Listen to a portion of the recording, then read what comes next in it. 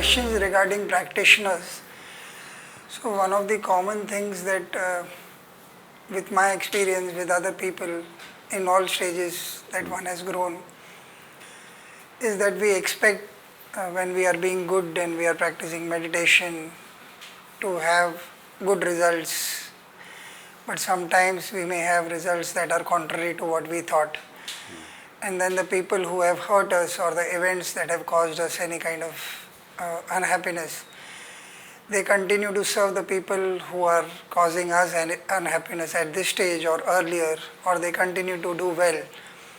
And there is this whole sense of feeling defeated or angry or unhappy with how life is meting out this treatment to us. What is the right way to think, and where do you think the problem lies for meditators like these or who are going through circumstances like these?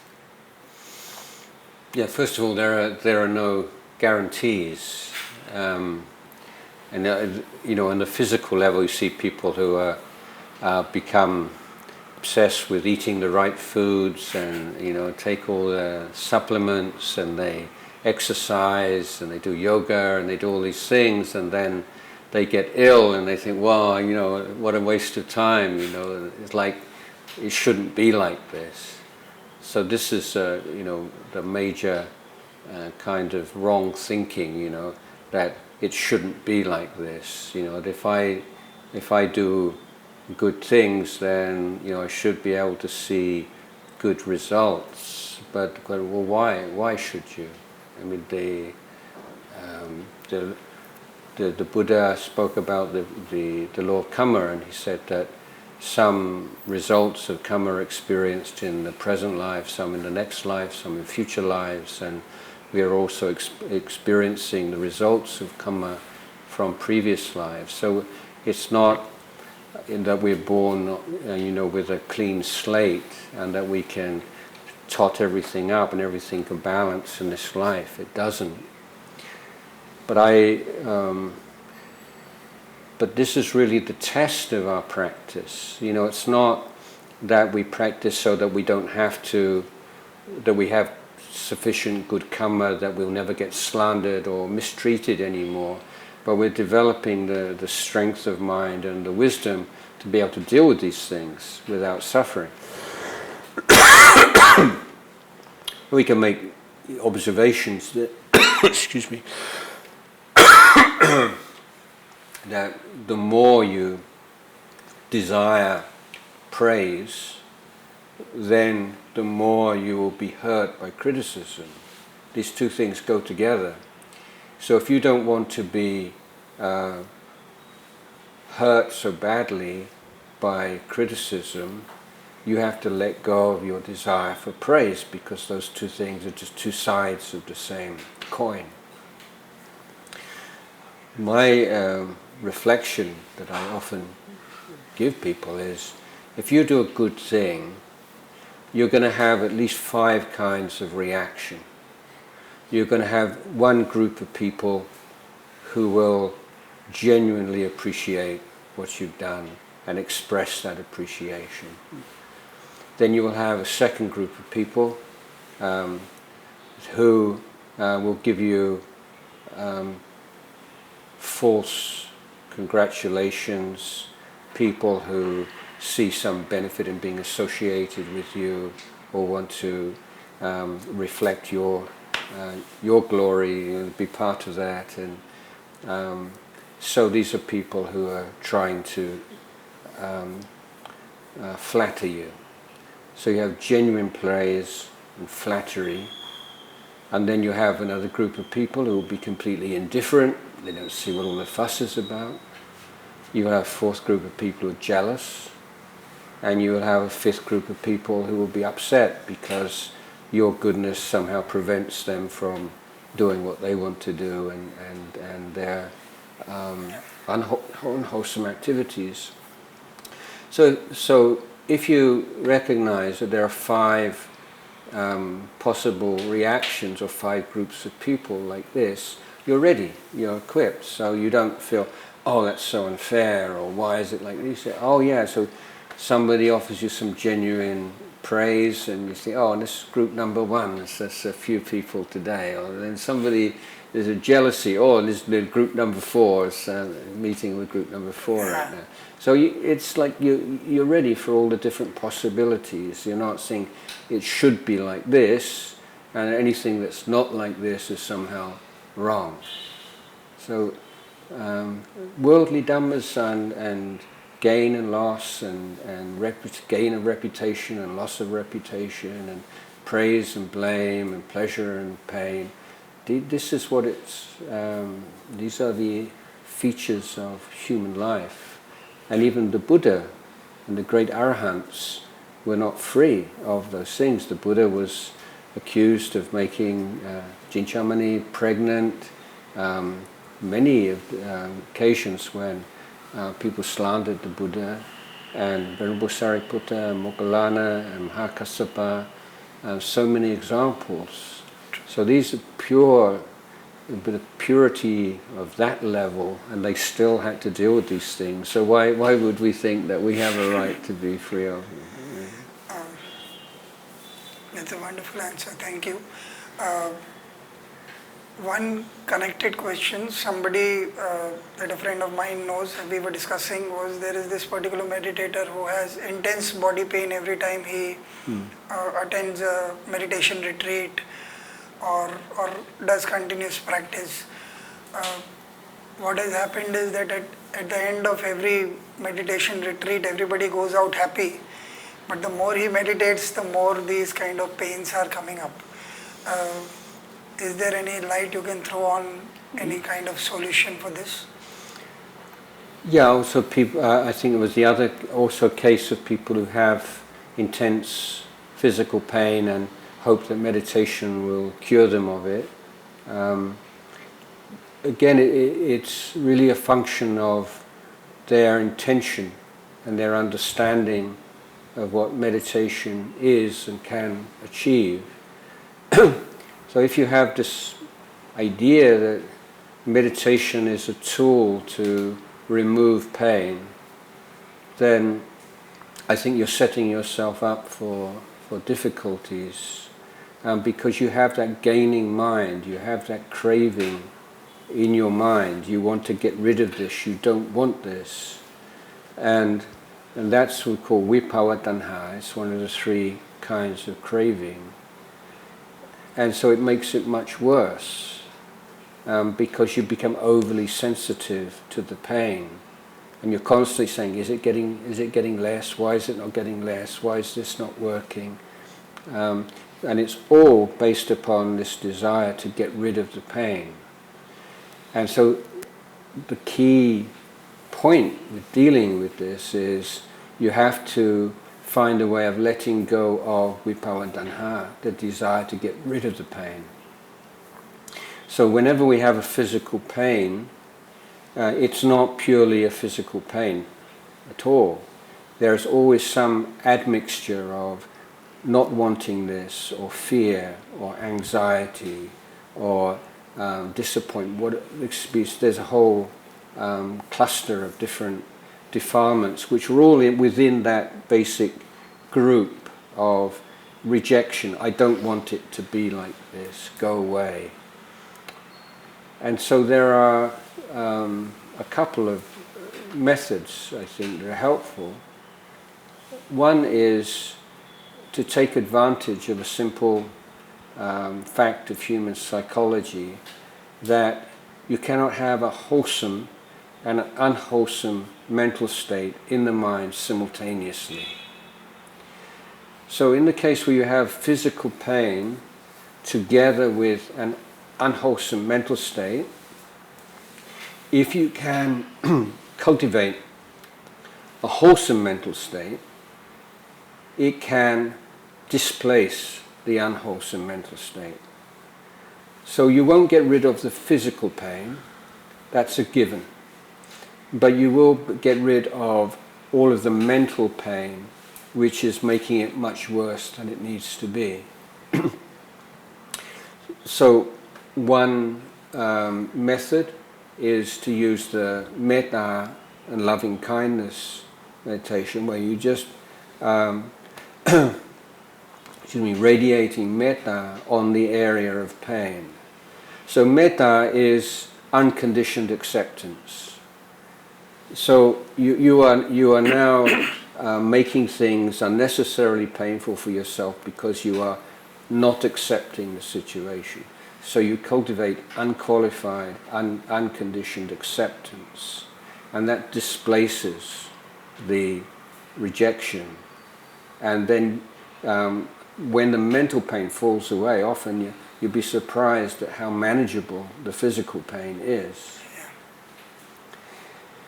So that's, and there are various ways of doing this. One, you can just imagine the breath coming in and out of the area of pain. So it's like a mental exercise, and just there's this kindness and warmth, and so you can use your imagination a little bit to help with that. And the other method, it's a more wisdom-based method, is rather than replacing that rejection and fighting against the experience, you replace it with the inquiry, interest, and you're looking at what's going on here. What is this pain? And you can look in three different areas. One is the characteristic of the pain. There are different kinds of pain. You know, there's shooting pain and pressure and burning and so on. So you're looking at what is the characteristic of the pain, and is it stable? Is it permanent? And you see, oh no, it's changing all the time. What about the location of the pain? You say, oh, I've got pain in my knee. Where exactly in your knee? And when you look more closely, you see it's not a fixed point. It's moving all the time. It's impermanent. And then finally, the intensity of the pain. Again, you have this. It builds up, reaches a peak, and then falls, and then comes back. So it's like a wavelength.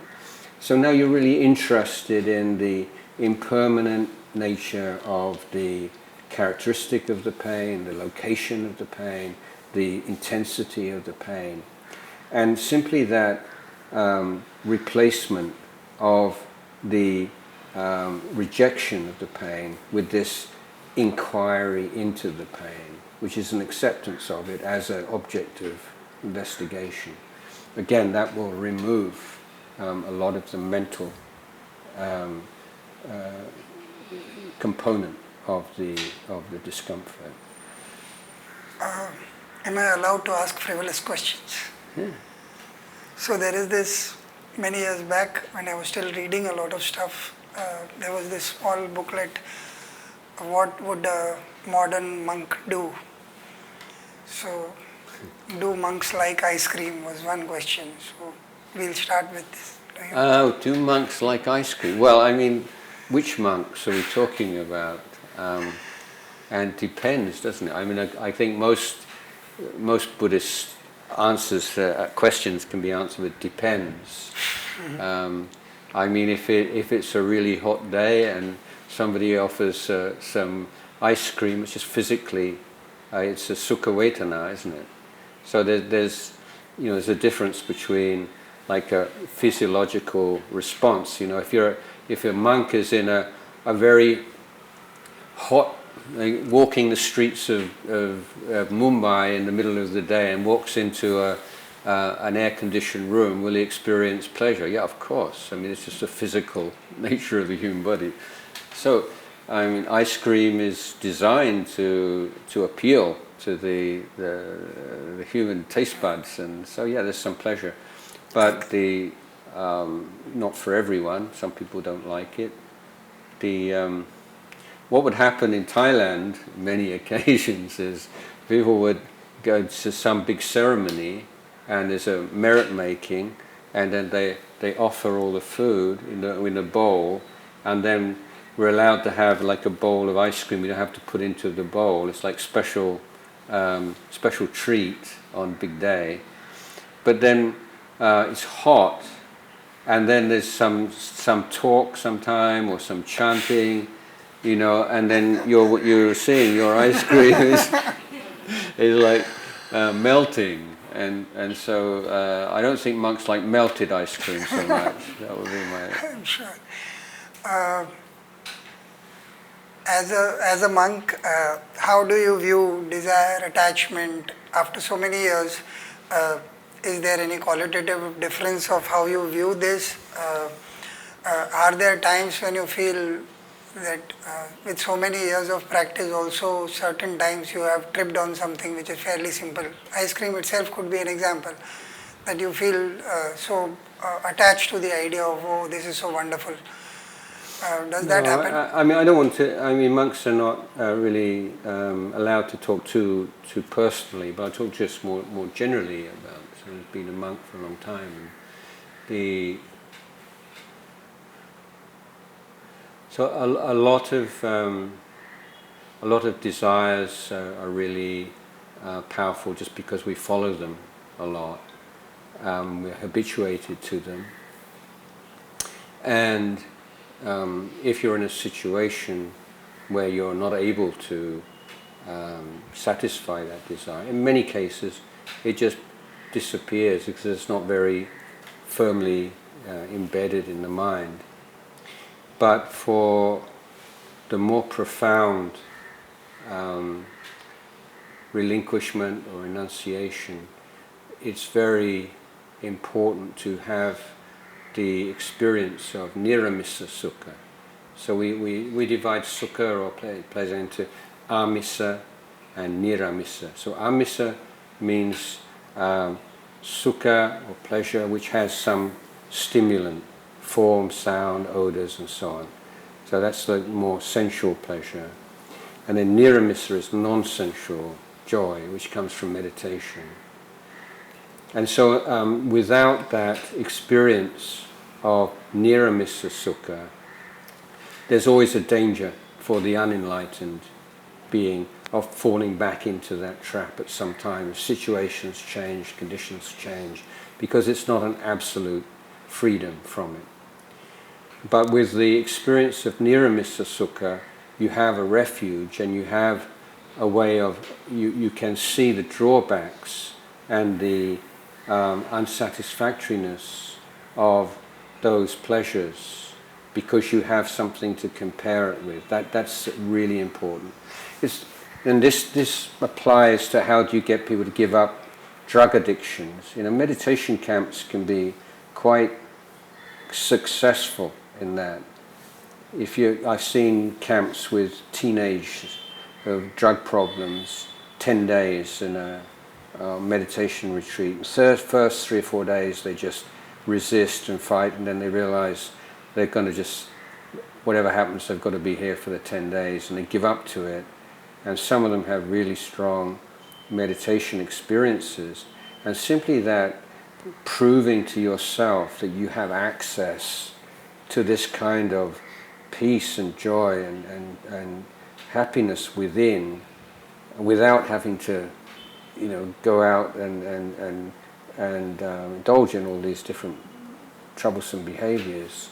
That's so liberating. So this is what we call Ceto Vimutti. It's like the liberation of the heart rather than the true liberation. But it is a really important breakthrough and something which will protect the mind against the resurgence of worldly desires until they reach that point where they are cut off altogether. So I think there are things that you liked as a child, like food is a good example, and it's like irrespective of the culinary value of food, we're always going to like the foods we liked when we were small, and this is the power of sanya. Because like when I was a boy, so I have this memory of like on a Sunday afternoon, so the memory is it's grey and rainy and cold, and we would have a fire, we like a coal fire, and we'd have a TV and watch some old Hollywood movie as a family, and then we would toast these crumpets. You know what crumpets are? Yeah, it's I don't know how to explain it. Yeah. Anyway, so it's something like toast, but it's never mind. I can't explain. So you toast these and put butter on them, cheese, and so this is like this memory. It's not just a taste. It's that whole thing of this warm family experience, sitting around a fire on a cold, rainy day, and so this is why I think it's very hard to say, well, do you like that food? I mean, there's a warm memory associated with certain foods that stay with you through your life, I think. Do you have something like that experience? Yeah. Food, I do not have too many things, but I think understanding concepts, like it was during one of the retreats when I heard Guruji Goenkaji say that we are addicted to curiosity. To curiosity. Uh-huh. And as a writer, I kind of realized that I was always ready to hear little snippets that made me look smart. Whenever I was talking to people.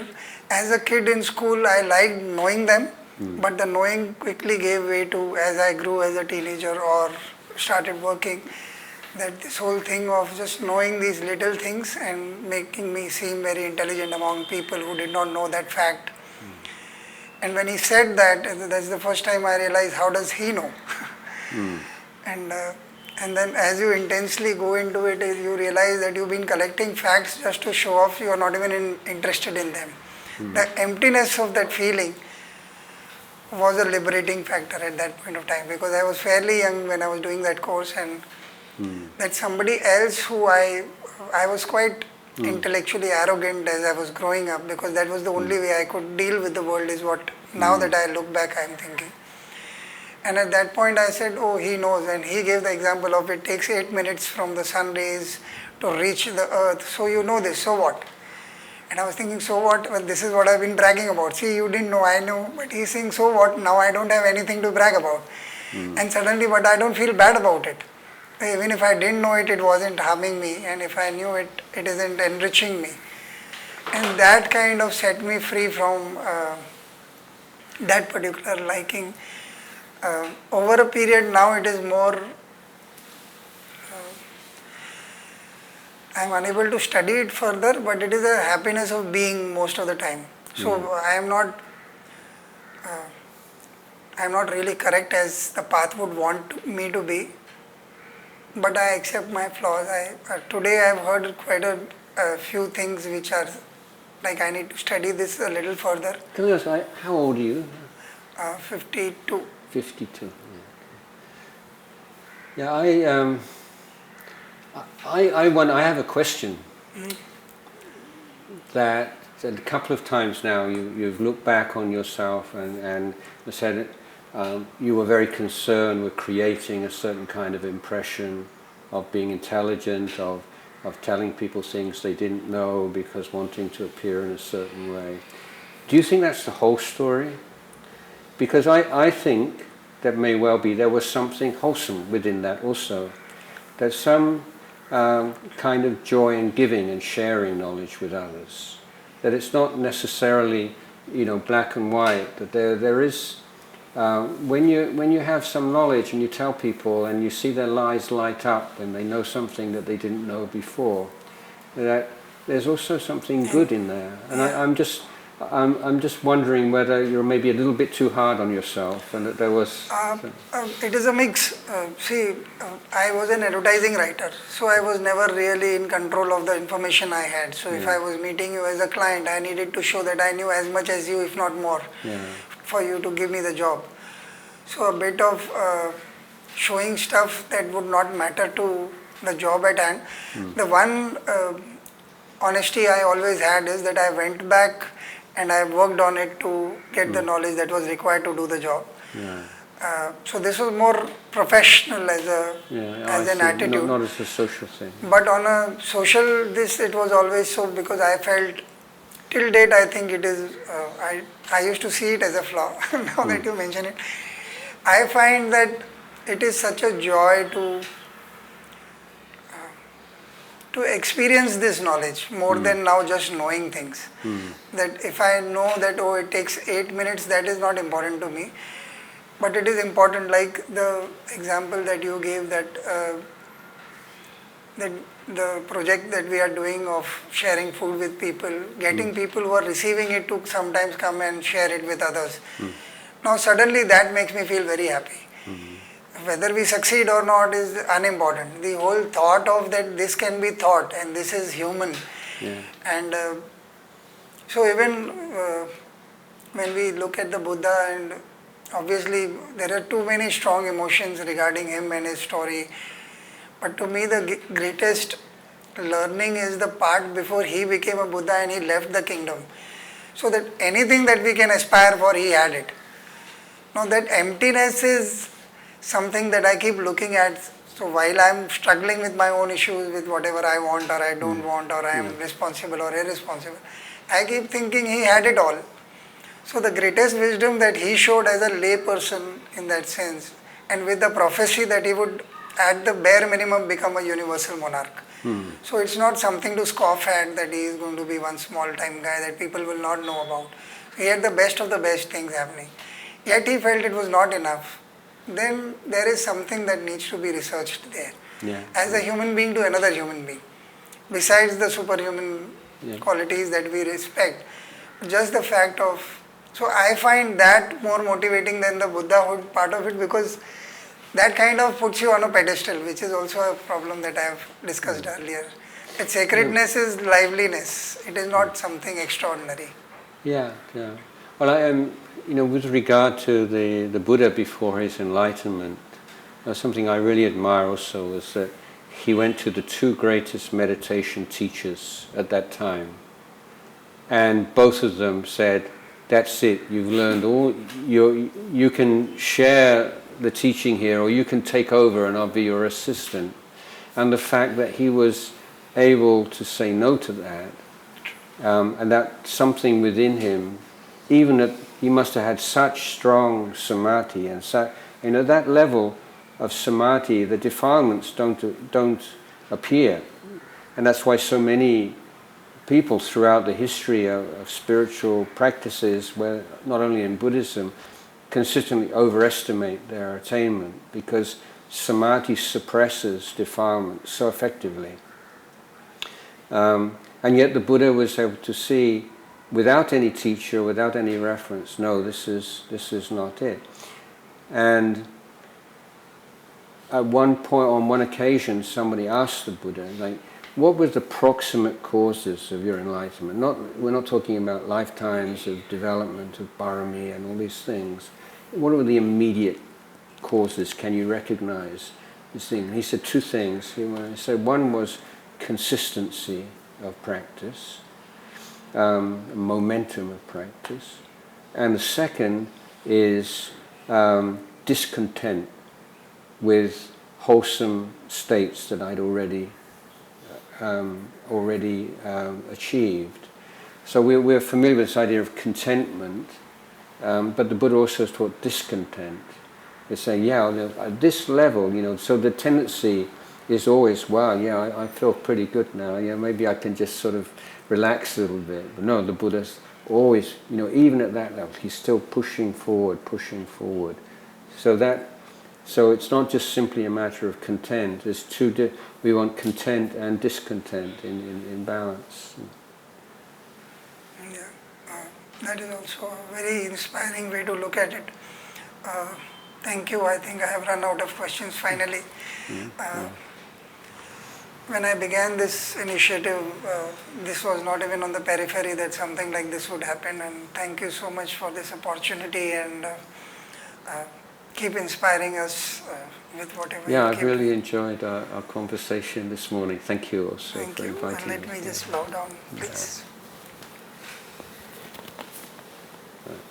Thank you so much.